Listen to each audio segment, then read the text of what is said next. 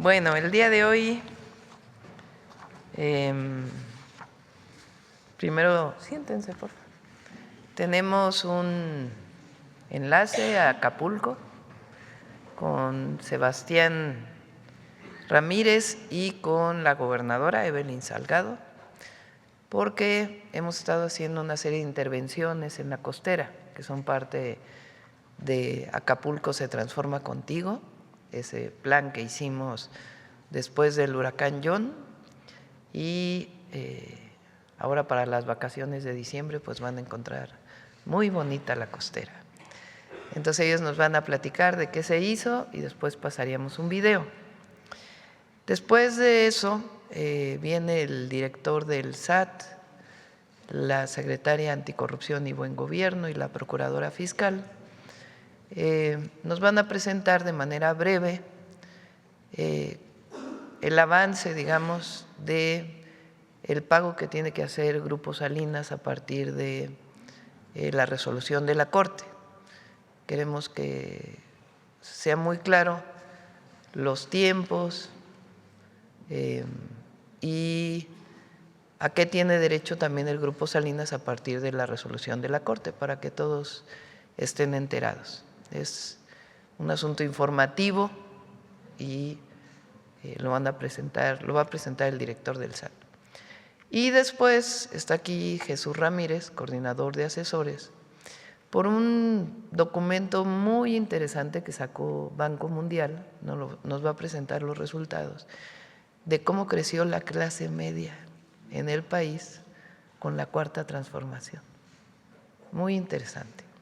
Entonces, como ven, pues es un día de mucha información y vamos a cerrar, como siempre, con Suave Patria, con Bulmaro. Bueno, vamos primero con el enlace con Sebastián y Evelyn.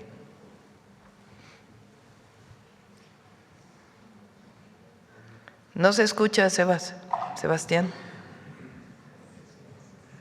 ¿Se escuchan? Ahora sí. ¿Listo? Buenos días, Presidenta, ahora sí. Adelante. Buenos días, Presidenta. ¿Se oye? ¿Los oyen? Sí, sí los oímos. Ahora, perdón, listo, gracias. Bueno, aquí está, Presidenta, la saluda, está la gobernadora, nuestra gobernadora Evelyn Salgado del Estado de Guerrero, la presidenta municipal, el oficial mayor, Alan, el director de Fonatur Infraestructura. Estamos muy contentos el día de hoy porque estamos inaugurando la rehabilitación de la costera Miguel Alemán. Nos acompañan el día de hoy pues distintos representantes de los diversos sectores de Acapulco, de los hoteleros, de los restauranteros, de los prestadores de servicios turísticos, los trabajadores de Fonatur que hicieron esta rehabilitación.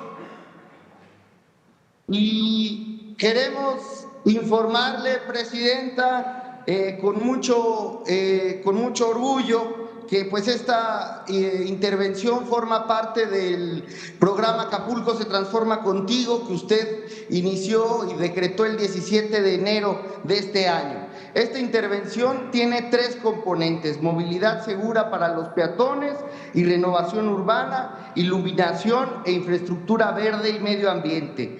En movilidad segura, Presidenta, informarle que se renovaron 2.700 metros cuadrados de concreto hidráulico, se renovaron 13,000 metros cuadrados de banquetas que se encontraban en mal estado y que han sido adecuadas para que personas con discapacidad, adultos mayores y todo tipo de personas con movilidad limitada puedan caminarlas libremente. Se han rehabilitado 2.300 metros cuadrados de guarnición, se renovaron 1.365 metros de baldosas, se instalaron 282 nuevos volardos, 32 nuevos parabuses, se renovó la señalética vertical y horizontal, se establecieron 11 cruces seguros para evitar accidentes viales, se instalaron 34 figuras lúdicas y se sustituyeron 400 metros de drenaje. En materia de alumbrado público, quiero decirle con mucho orgullo que la costera está iluminada por completo.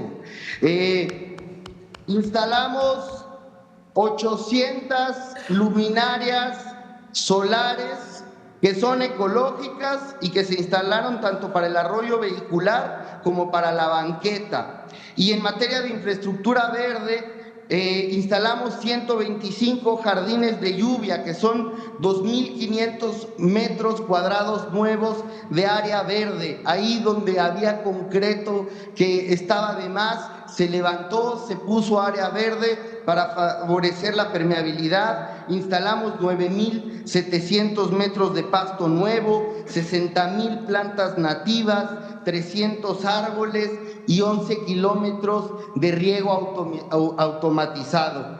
Presidenta, finalmente recordar que el Marinabús, aquí está nuestro director de la Cipona, que lleva la Secretaría de Marina, ya está funcionando. Diario hace 4 viajes desde el Zócalo a Puerto Marqués, y los compromisos que usted hizo con Acapulco se están cumpliendo. Decirle a la gente, y aprovechamos que la mañanera es muy vista, que es el streaming el más visto del país, para invitar a todo mundo a que venga a pasar sus vacaciones a Acapulco. Acapulco está más que listo para recibir a la gente. Acapulco está de pie y los espera con los brazos abiertos. Muchas gracias, presidenta, y le doy la palabra a la gobernadora. Muchas gracias. Muchas gracias. Muy buenos días, querida presidenta. Le mandamos un fuerte abrazo y un fuerte aplauso. Aquí todos los compañeros de Fonatur, compañeras y compañeros del bello puerto de Acapulco. Estamos aquí en nuestro pulmón verde, en el emblemático Parque Papagayo, y bueno, pues me acompaña mi querido compañero, que es ya muy acapulqueño, Sebastián Ramírez, y a todo el equipo. Un fuerte aplauso a Sebastián. Muchas gracias, Sebastián. Acapulqueño 100%. Y estamos pues supervisando todos los avances que ya ha hecho todo el equipo de Fonatur, la infraestructura pública, todo lo que ya mencionó nuestro compañero Sebastián. Efectivamente, hoy el Hogar del Sol pues brilla con más fuerza que nunca, gracias al extraordinario trabajo que usted está realizando, y también a través del Gobierno de México, de todas nuestras compañeras, de todos nuestros compañeros.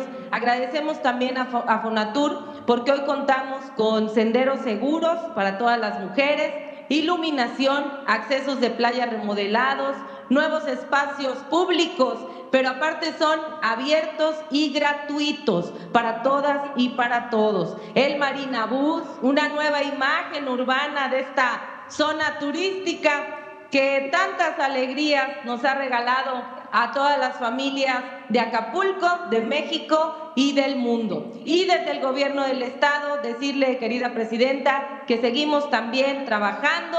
Hoy tenemos un Parque Papagayo lleno de vida, totalmente rehabilitado, para que lo visiten las familias, para que disfruten de este pulmón verde que es de todas y de todos. Nuestras principales vías, como la Escénica, Boulevard de las Naciones, pues han sido rehabilitadas con reencarpetamientos, iluminación, señalética, mobiliario urbano, y recientemente también les invitamos a que conozcan 2 miradores nuevos, maravillosos, que están también aquí en la avenida Escénica. Las colonias también han sido intervenidas.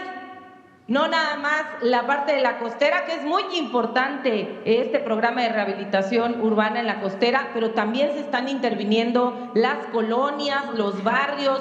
Tenemos ya 200 murales de gran formato que recuperan pues la identidad de Acapulco. Hemos recuperado también a través del programa Juntos Pintemos Acapulco más de 5,300 viviendas. Y hoy, querida presidenta, Acapulco no solo está de pie, sino que Acapulco hoy brilla con una nueva luz, con una luz de esperanza, gracias al apoyo incondicional de su gobierno, a su solidaridad y a su cariño por este puerto maravilloso. A todos los que nos ven, porque ya lo comentó Sebastián, que hay que aprovechar el espacio, a todas y a todos los que nos ven, que están en diferentes ciudades o incluso países, les decimos: vengan a Acapulco, no pasen frío, ya no estén pasando más frío, vengan aquí donde está el clima maravilloso, el sol, la bahía más hermosa del mundo, y el agradecimiento es la memoria del corazón. Y en el Hogar del Sol, aquí en Acapulco, nunca, nunca vamos a olvidar todo el apoyo y todo el cariño que nos ha brindado y que ha transformado el presente y el futuro de nuestro puerto. Agradezco también a la presidenta municipal, Abelina López Rodríguez, a todas las compañeras, compañeros prestadores de servicios turísticos, líderes de cámaras empresariales, hoteleros, restauranteros, al pueblo acapulqueño, que es un pueblo resiliente, que es un pueblo de lucha y que hoy tenemos una esperanza renovada. Vengan todas y todos a Acapulco, los vamos a recibir con los brazos abiertos. Le mandamos un fuerte abrazo y la queremos mucho, querida presidenta. ¡Viva Acapulco! ¡Viva! Gracias, Sebastián, gracias, Evelyn, gracias, Abelina, y gracias a todos los que hicieron posible. Vamos, si les parece, pasamos el video. ¿Te parece, Sebastián, algún otro tema? Sí, presidenta, gracias. Adelante.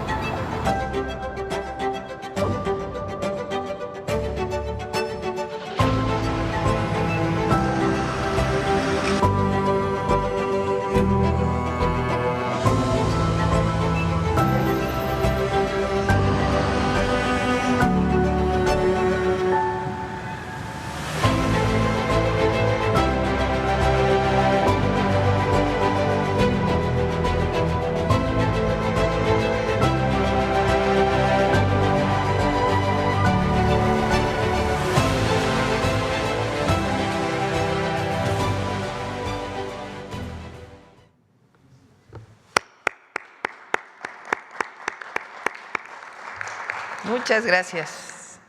Bueno, ahora sí vamos con el SAT.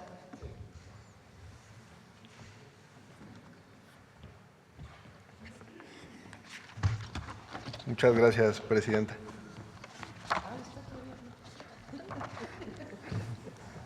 No había visto a Ariadna. Listo. Muy buenos días a todas y a todos. La siguiente lámina, por favor.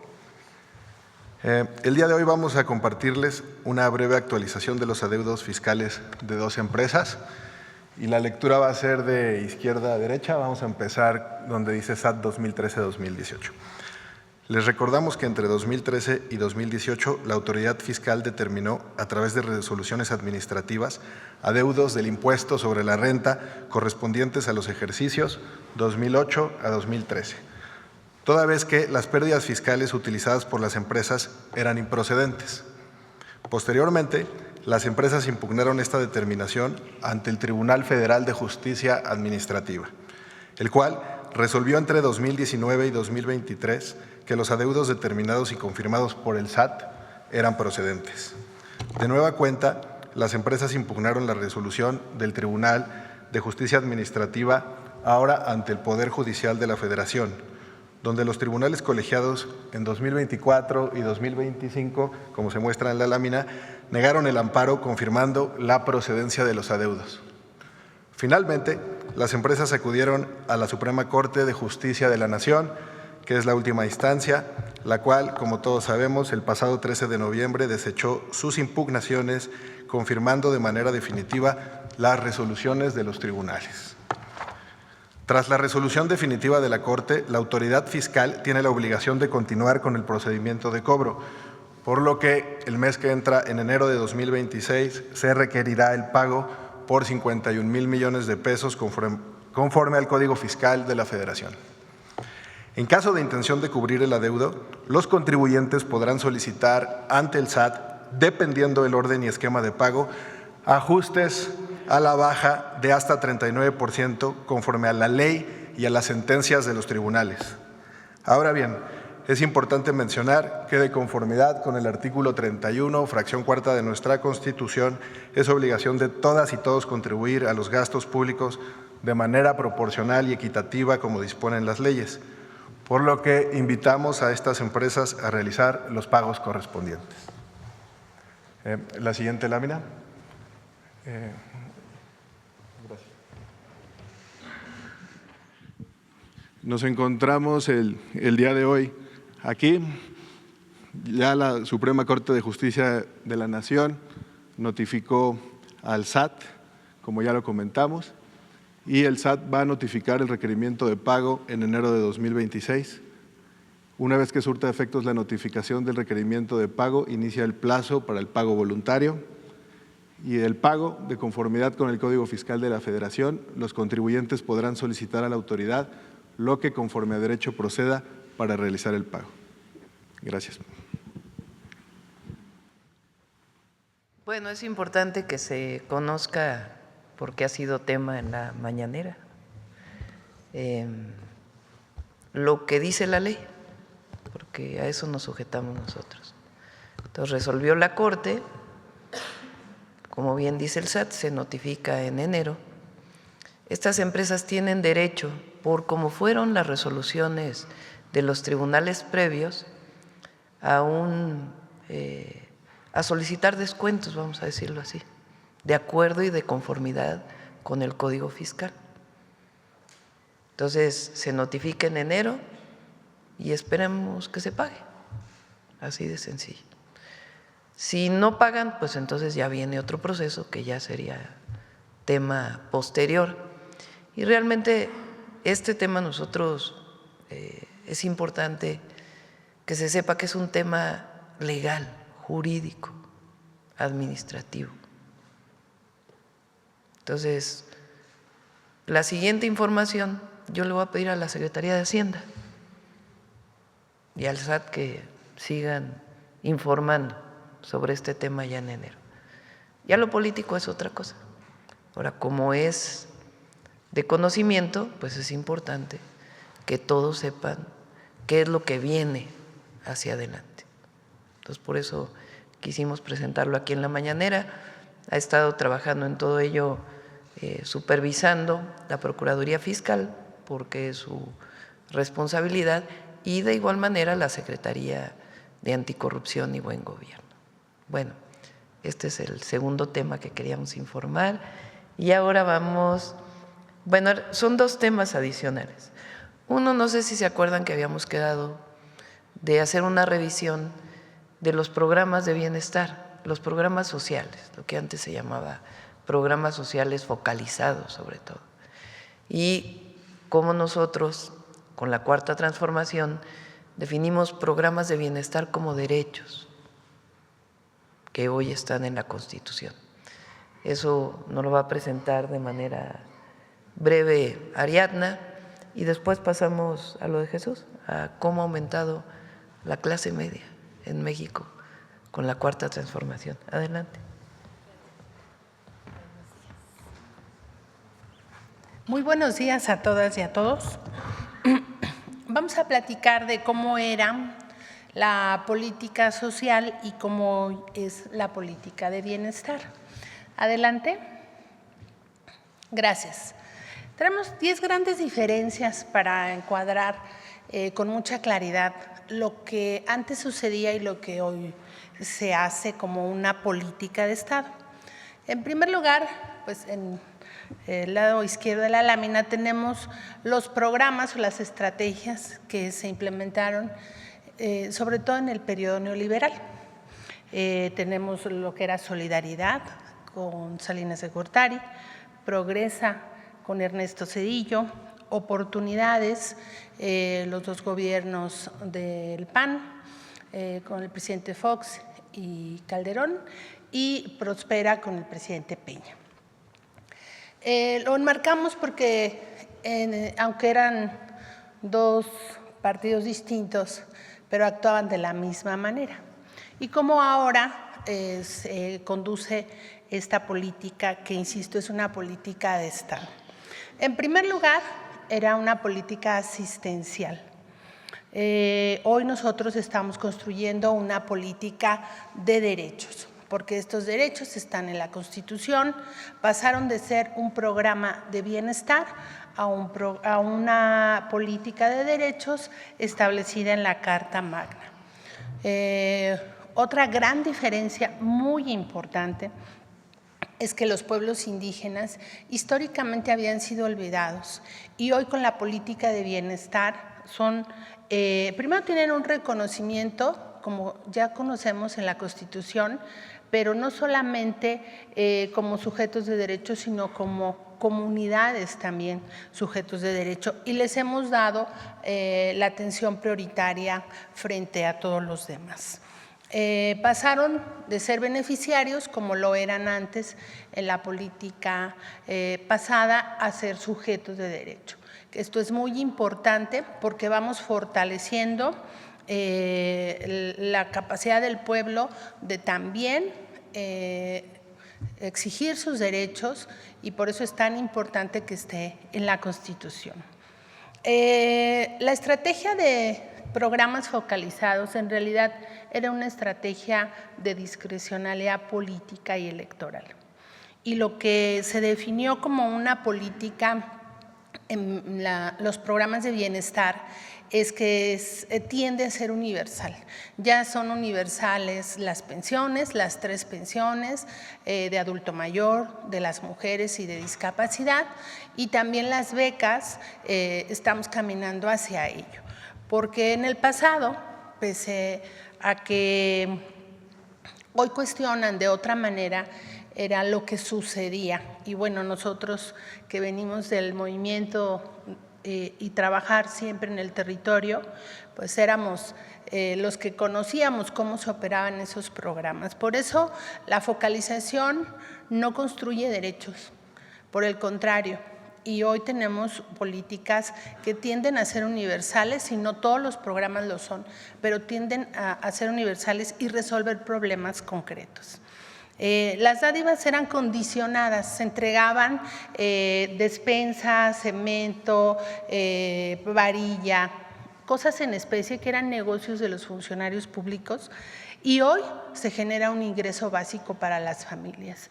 Por eso es muy importante no solamente la dimensión de los programas, sino la cuantía de los montos individuales y la inversión social que se realiza año con año en los programas de bienestar.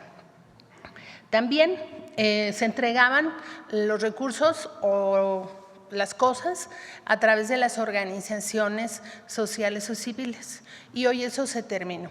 Desde el 1 de diciembre del 2018, entonces el presidente López Obrador emitió un comunicado para que todo el gobierno tuviera un trabajo directo con el pueblo y no con intermediarios. Se acabaron los intermediarios y hoy las personas se registran a su programa, reciben su tarjeta de bienestar y cada bimestre o cada periodo se les entregan sus recursos, y hay esta relación directa del gobierno con el pueblo. También todo en este tiempo, creo que era la base fundamental de lo que creían los neoliberales, es que todo estaba sujeto al mercado. Y nosotros consideramos que las comunidades deben actuar como sujetos de derecho y, por lo tanto, exigir lo que en derecho les corresponde. Ya se acabó ese esquema en donde los derechos eran una mercancía, así lo vimos en la salud, en la educación, que nuestra presidenta fue defensora de la educación pública y gratuita, y hoy estamos construyendo también ciudadanía desde otra lógica. Tenemos programas donde el pueblo ejerce los recursos, como este año el Fondo de Infraestructura a los Pueblos Indígenas, la escuela es nuestra, la clínica es nuestra, de tal manera que las comunidades también construyen sus derechos. Cambiamos el pago en efectivo, que era complicado, costoso, operativamente complejo, a tener una tarjeta a través del Banco del Bienestar que nos permite dispersar los recursos con toda transparencia. Y bueno, también algo muy importante, todos los programas estaban desarticulados. Cada programa funcionaba de manera individual, tenía su área administrativa, su área operativa, generando costos superiores. Y hoy hay una estrategia integral de los programas que coordina personalmente la presidenta, pero tenemos un gabinete de bienestar donde nos coordinamos entre todos. Y, entre otras cosas, la Secretaría de Bienestar funciona para apoyo operativo y llegar a los últimos rincones del país, no solo los programas que tenemos en bienestar, sino en general todos los programas. Estas son las 10 grandes diferencias, digamos, como hemos enmarcado nuestras diferencias con el pasado y con el presente. Ahora tenemos ejemplos concretos de cómo esto se ha materializado en beneficio de la gente. Adelante. Esta es la historia de la pensión de adultos mayores, que siempre he dicho que está muy ligada a la historia de la lucha por la transformación, porque cuando el presidente fue jefe de gobierno, entonces el licenciado Andrés Manuel, él estableció la pensión en el año 2001 y en ese tiempo todo el mundo, la derecha, la oposición, cuestionó esta decisión, ¿no? Y hemos visto muchos videos donde el entonces presidente Fox decía que no le diéramos recursos a los flojos, que se iban a quebrar las finanzas de la ciudad, y no, pues nuestra ciudad está de pie y siempre muy bien. Después de criticar la implementación de estos programas, en el 2007, con la llegada de Calderón y la falta de legitimidad a su gobierno, porque llegó a través de un fraude electoral, implementan la pensión. La copian, pero la copian mal, porque no es universal, se entrega a muy pocos en comunidades pequeñas, de menos de 2.500 habitantes, y se excluye a pensionados y jubilados con el argumento de que ellos tenían una pensión, pero esa pensión es producto del trabajo de ellos mismos, no es un programa del gobierno. A la llegada del presidente López Obrador en el 2018, pues esto cambia, la pensión se vuelve universal, es decir, se integra a todos los que no eran parte de esta pensión y se cumple un compromiso muy importante, que se duplicaría el monto de la pensión. Y bueno, hasta ahora que se mantienen los programas, en el 2024 el pueblo decidió la continuidad de la transformación y el compromiso muy trascendental de nuestra presidenta es que continuaran los programas y se fortalecieran como está sucediendo. Adelante.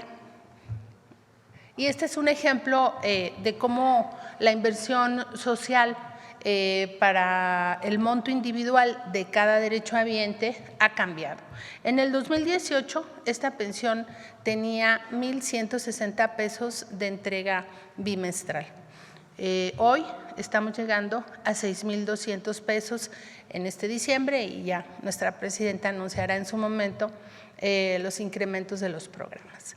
Adelante.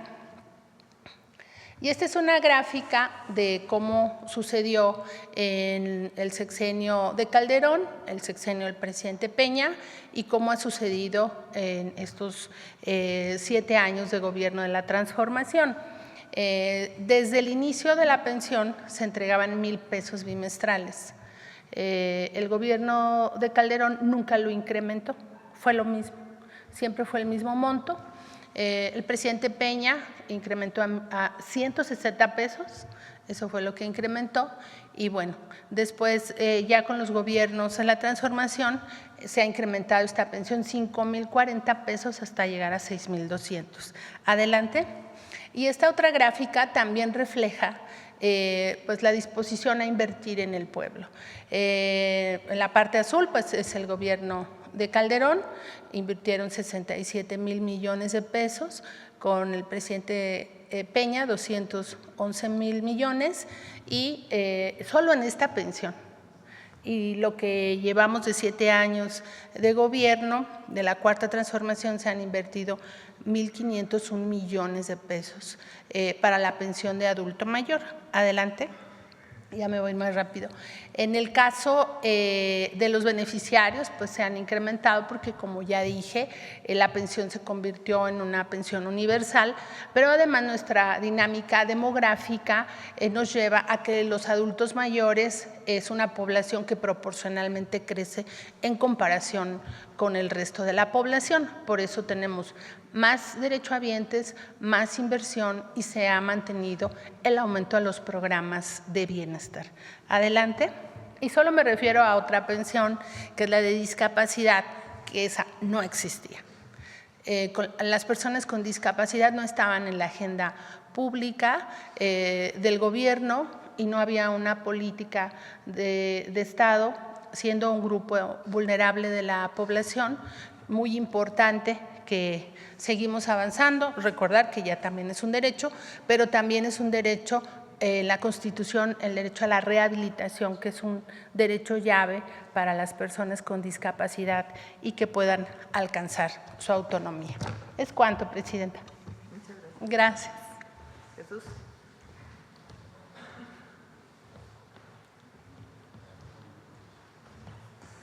Muy buenos días. Con permiso, Presidenta.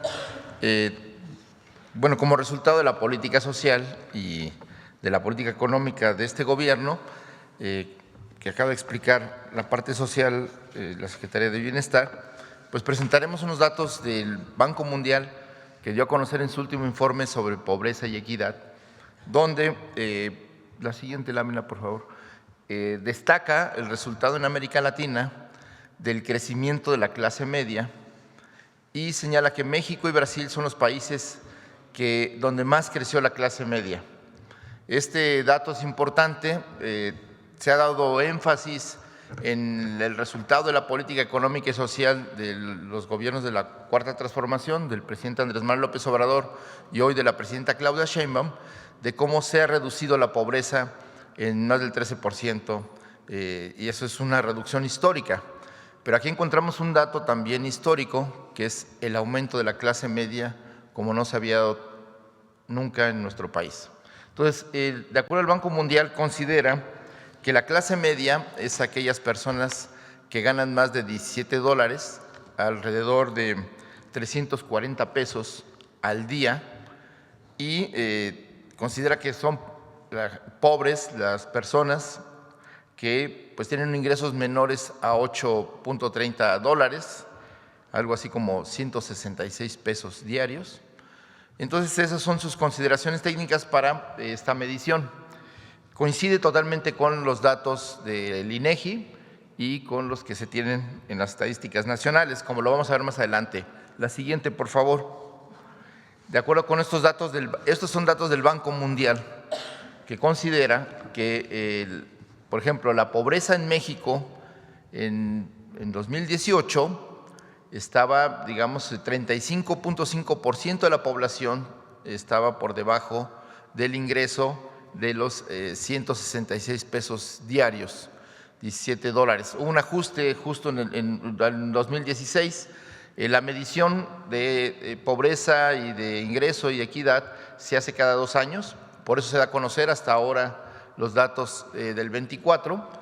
Y bueno, yo decía, el 35% de la población se considera pobre y en el 2024, de acuerdo a estos datos del Banco Mundial, solo el 21.7% de la población en 2024 estaba en esta situación es decir, hay una reducción del 13.6%, de acuerdo a los datos del Banco Mundial, que coinciden con los datos del INEGI, que considera que hubo una reducción del 13.4%. Aquí lo interesante, que es el dato que no se conoce, que no se destaca y que queremos aquí dar a conocer a la opinión pública nacional, al pueblo de México y a la opinión pública internacional, en el sentido de que esta política económica y social también ha tenido beneficios en otros segmentos de la población y destacadamente el crecimiento de la clase media, que según el Banco Mundial pasó en 2018 del 27.2% de la población al 39.6%, es decir, aumentó 12.4% la clase media en México. Recordemos que son aquellas personas que ganan más de 340 pesos, 17 dólares, y que están consideradas como que no alcanzan a ser ricos, pero que tienen satisfechas todas sus necesidades, no tienen ningún tipo de, digamos, de rezago social y ni de vulneración social. Esto es así. Si consideramos las estadísticas del INEGI, que es la siguiente lámina, podemos ver que coincide precisamente los datos, es decir, para el INEGI en la última medición, el 29% de la población es ahora, digamos, pobre, pero viene de una consideración de que en 2018 el 41.9% de la población se consideraba pobre. Entonces, esta reducción ha sido muy importante, más de 13 millones de personas dejaron de ser pobres, y aquí pues 12 millones de mexicanos de 2018 a 2024 pasaron a formar parte de la clase media. Y este dato queremos destacarlo porque también la política económica pues ha mejorado las condiciones de vida de estas personas, no solo sacó de la pobreza a estos 13 millones de personas, sino también pudo digamos, elevar las condiciones de vida de otro segmento de la población que hoy no tiene, digamos, vulnerabilidades sociales, que puede, digamos, satisfacer sus necesidades, la canasta básica, sus necesidades familiares, sin necesidad de ayudas sociales o de transferencias. Esto también tiene como consecuencia el hecho de que esta política, de haber invertido en la base de la pirámide, como se ha señalado aquí en diferentes ocasiones, también ha tenido un resultado virtuoso en la economía, es decir, han mejorado las ganancias de las empresas, han mejorado las ganancias de los bancos, en fin, ha tenido una consecuencia económica pues de todo positiva, y que pues aquí lo está constatando una instancia internacional, el Banco Mundial, no solo son datos nacionales, y por eso queremos presentarlo aquí para pues esto también cambia la imagen que se tiene de que solo la política de la Cuarta Transformación pues está enfocada a un sector de la población, el sector más vulnerable, el sector más pobre, y aquí estamos viendo que la consecuencia es que favorece al conjunto de la sociedad y a todos los sectores, teniendo como resultado el aumento de la clase media de manera histórica. Aquí queremos destacar que en esta gráfica se muestra este cruce donde el sector de las personas que viven por debajo de la pobreza, por primera vez en la historia de México, son menos que la clase media. O dicho de otra manera, la clase media por primera vez en México, el número de personas, el porcentaje de la población es mayor que el de la clase media por mucho, por más de 12 puntos. Entonces, esto es algo histórico y que podemos ver en la siguiente gráfica cómo la estadística internacional del Banco Mundial coincide con la del INEGI para aquellas personas comentócratas, gente que no cree en lo que se está haciendo, pues aquí coinciden tanto la estadística nacional, a veces dicen que se mueven las estadísticas nacionales para ajustarlas a los objetivos del gobierno, y aquí se muestra cómo una instancia internacional como el Banco Mundial constata que efectivamente el aumento de la clase media en este caso y de la reducción de la pobreza pues está de acuerdo en las proporciones de la estadística nacional. Solo aclarar que en el caso del INEGI no mide la clase media, sino considera a la gente no vulnerable como parte de la estadística. Y aquí, pues, el 42% de la población hoy en día, pues, no tiene problemas, digamos, económicos, puede satisfacer sus necesidades, y ahí está considerado, pues, un porcentaje muy pequeño de la gente más rica del país, pero que pues en el caso del del Banco Mundial no considera, por eso hay una diferencia ahí de 3 puntos, pero esa pues es la minoría de las personas que tienen mayores ingresos en nuestro país. Por eso, pues solo queríamos destacar y presentar estos datos. Creemos que contribuyen al debate nacional sobre el modelo económico que está innovando en la Cuarta Transformación y del mejoramiento del conjunto de la sociedad mexicana de acuerdo a esta política. Muchísimas gracias. Con permiso.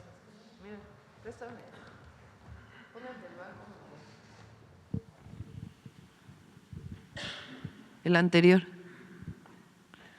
Miren qué interesante. En el año 2000 es población en pobreza y clase media en porcentaje.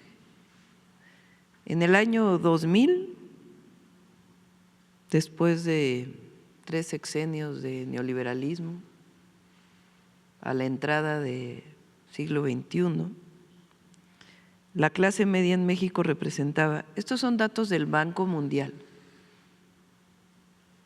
importante porque es una referencia internacional que muchas veces no está de acuerdo con nosotros incluso. La clase media era el 18.1% de la población y las personas con pobreza el 55.1%. Prácticamente no cambia, digamos que con Peña llega al 26%.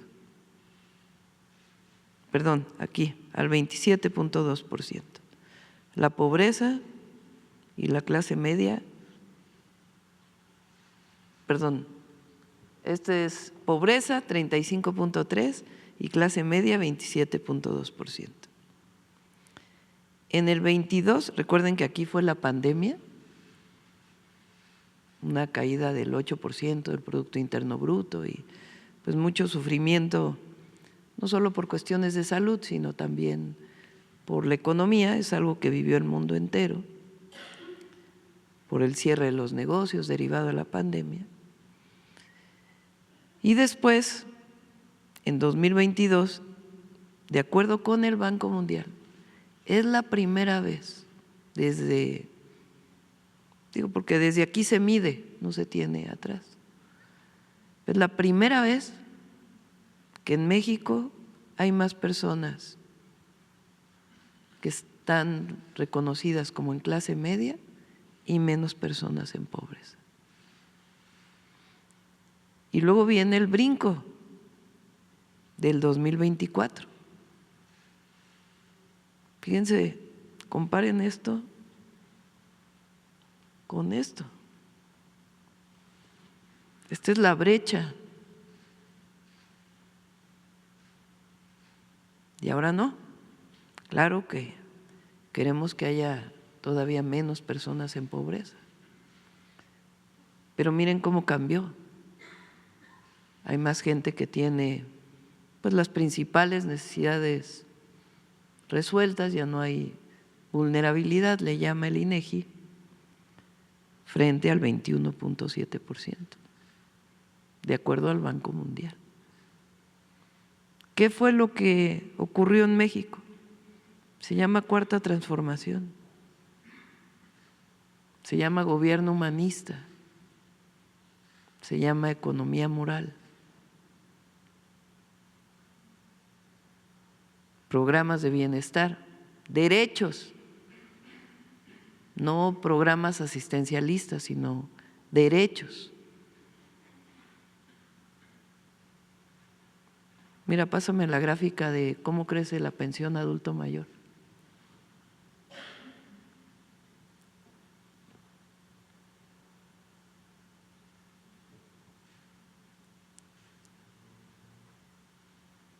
Se construye una nueva política social de bienestar, de derechos, Miren aquí, justo, del 22 al 24. Prácticamente se duplica la pensión adulto mayor. Bueno, de 3,850, pero en el 2022 a 6,000 pesos por persona. Y luego pásame el salario mínimo, que no la trae Ariadna ni Jesús, pero la tenemos por ahí.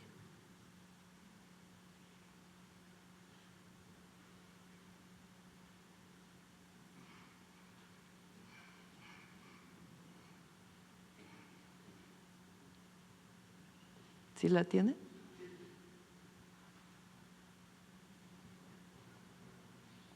Ahí está. Del 22, 197 pesos, al 24, 260 pesos diarios. Vean el brinco.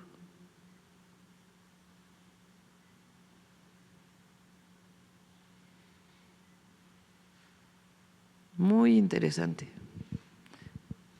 Eso es por el bien de todos, primero los pobres. Esa es en esencia la transformación del país.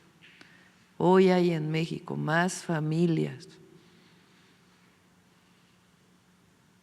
que se reconocen como clase media, es decir, que salieron de la pobreza, de acuerdo con el Banco Mundial, más porcentaje de familias que están en este sector que personas en pobreza. ¿Cuál es el objetivo? Pues que siga la tendencia, que siga la transformación.